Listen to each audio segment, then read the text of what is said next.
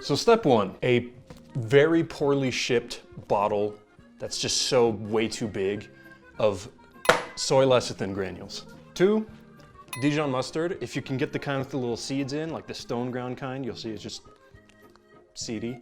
Oh wait, actually I have some. This sort of thing. It comes in the squirt. Squirt's easier. For this video, I'm using squirt because this is already open and this is still sealed.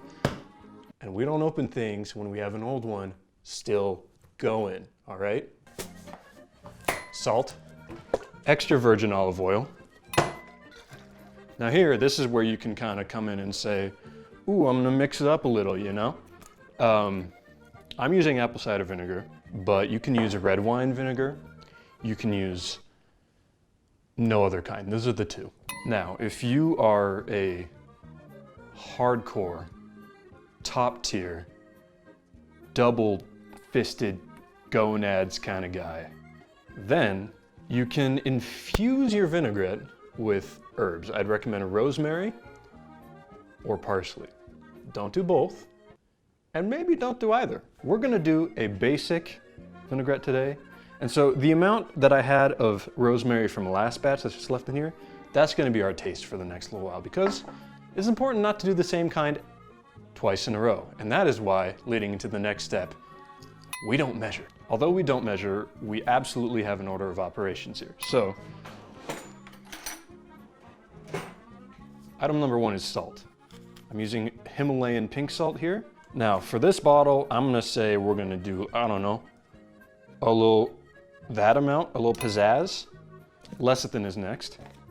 With your lecithin, you wanna do about, again, what this does, let me explain what this does. What salt does? It makes it salty, okay? What lecithin does, it makes it creamy. You wanna do an average of about triple your salt quantity, but if you like it creamy, just like go for it, you know? It's also crucial that you don't have like a siphon and that you get a lot just on your counter because there's like aromatic reasons. It'll kind of infuse your kitchen with this kind of the air of the French countryside, you know? You'll have just that kind of like a cheap little travel hack right there.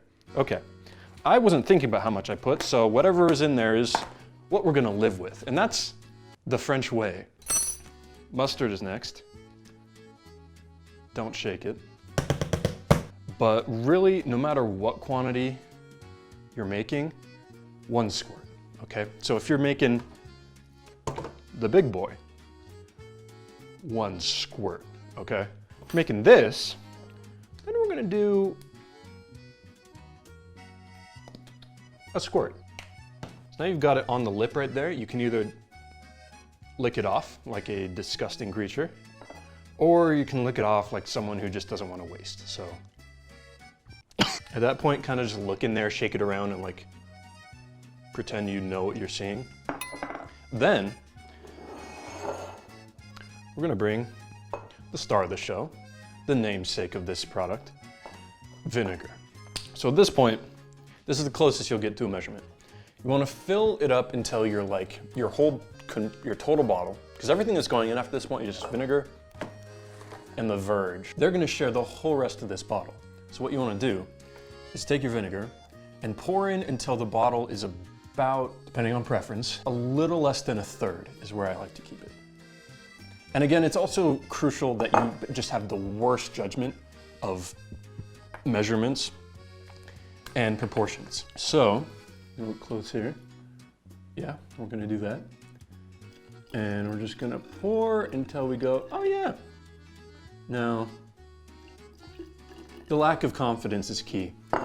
So now that we've done that, oil time, we're gonna fill the rest of this with oil, but the hack here is that we pour the oil until the bottle's about that full. Then we leave this open and right on the edge of the counter so that any sort of mistaken swing gets oil all over your floor.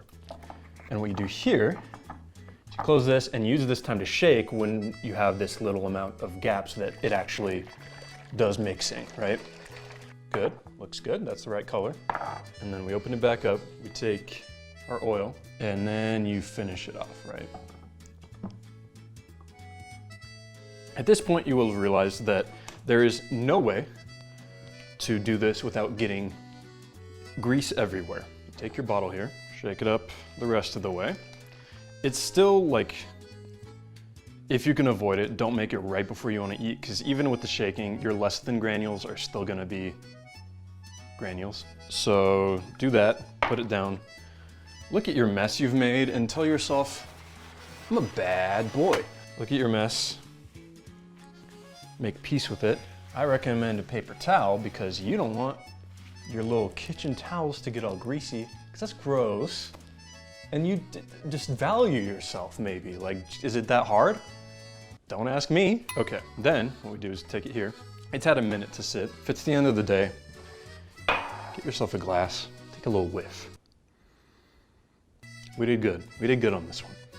I can tell already. And then you want to just get a little in there. Okay, that's all. Bye-bye.